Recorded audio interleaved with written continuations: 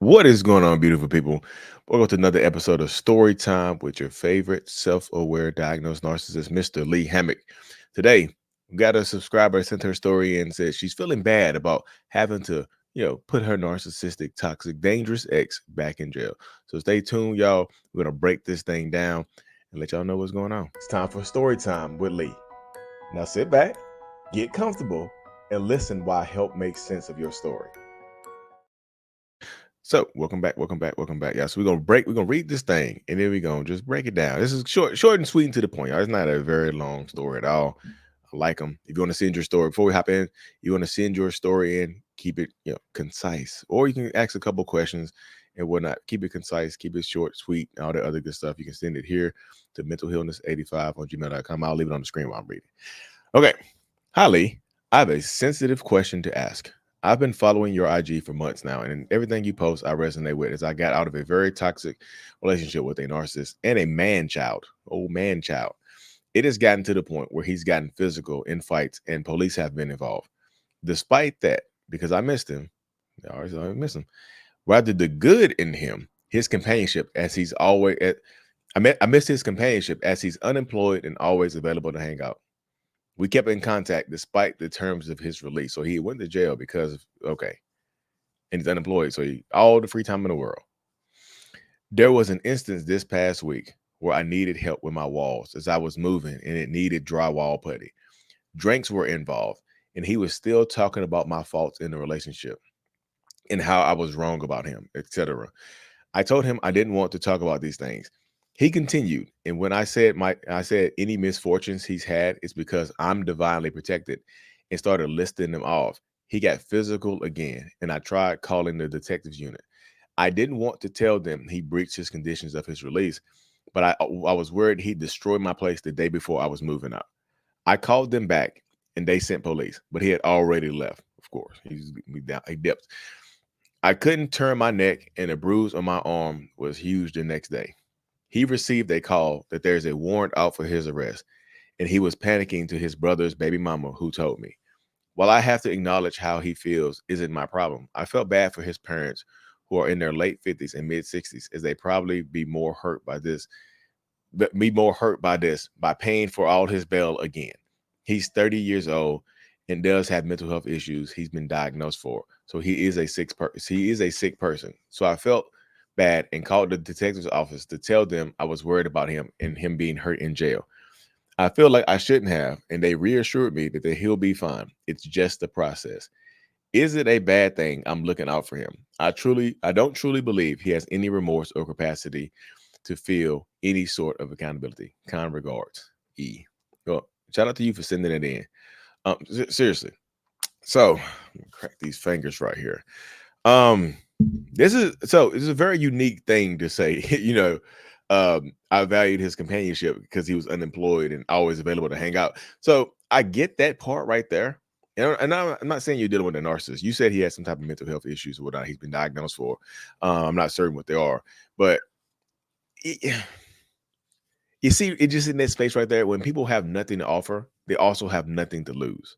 So people like in this scenario, they could very well put their hands on you, harm you, and like you just said, destroy your place right before you're about to move out because they don't have anything to lose. All your eggs are in this basket. You have all everything invested in this. I don't have anything to lose, so why would it hurt me to do this? Why would it hurt me?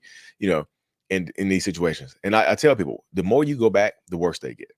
The more you go back into a toxic relationship with a narcissist, toxic person, whoever, abusive person, the worse it tends to get. Because you said it got physical before, you got in physical fight. So it's been more than one physical fight. So you had in physical fights, he's already been locked up for. He's already been in trouble for it. And probably the conditions of his release probably said that he can be involved where he can see you, he can talk to you, he can deal with you, right? But y'all violated it anyway. You don't get like if you would have called the police on him for coming over there, you wouldn't get in trouble. He would. But that's why they put a lot of these laws in place to protect the victims in these situations because he's gotten physical before. He very well can escalate and get physical again. And in the mind of an abusive person, right, of a narcissistic person, toxic person, whatever, in their minds, if you invite me back over there, then you are taking the blame for whatever has happened.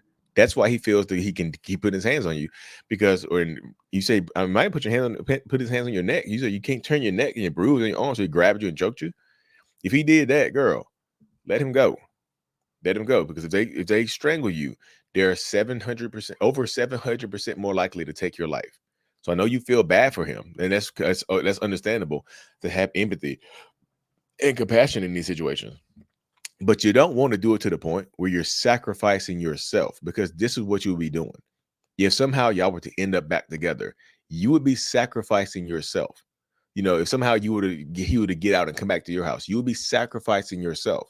You'll be putting yourself at risk in this scenario right here, because this only benefits him. You going back to him only benefits him. I know you just it just does. Like you try to drop the charges or whatever, and he wouldn't get in any trouble. And again, because he doesn't get any trouble, he doesn't get held accountable. Guess what happens? He thinks it's okay to beat your ass. He thinks it's okay to put his hands on you. He thinks it's okay to do this type of stuff. And you said he doesn't have any remorse or capacity to feel any. He doesn't have any remorse to feel. He doesn't have any remorse or capacity to feel any sort of accountability. You got to hold him accountable. This is what accountability looks like. If you try to drop the charges because you're worried about how he'll do in jail, where's the accountability at there? He hasn't learned his lessons. If anything, if he's in jail and they say, "Oh, the charges have been dropped," your ex-girlfriend dropped the charges, he'll be like, "Oh, damn, she still love me. She got it." You know what I mean? So he'll probably come try to see you.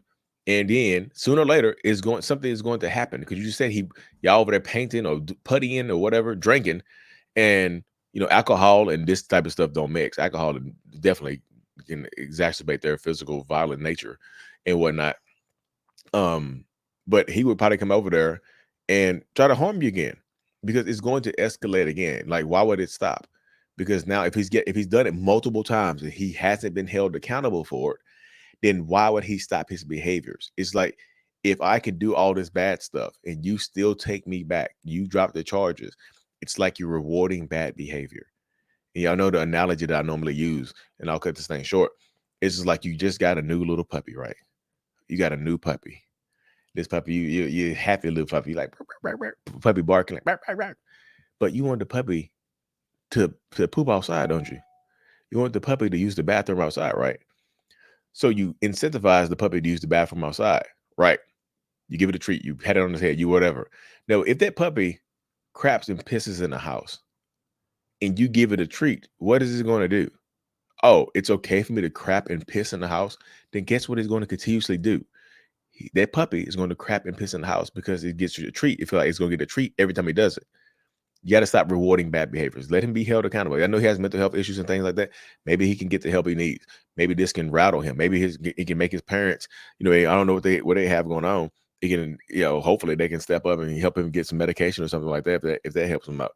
But you have to be safe as possible for yourself. You have to protect yourself in this situation and whatnot. But thanks for sending it in.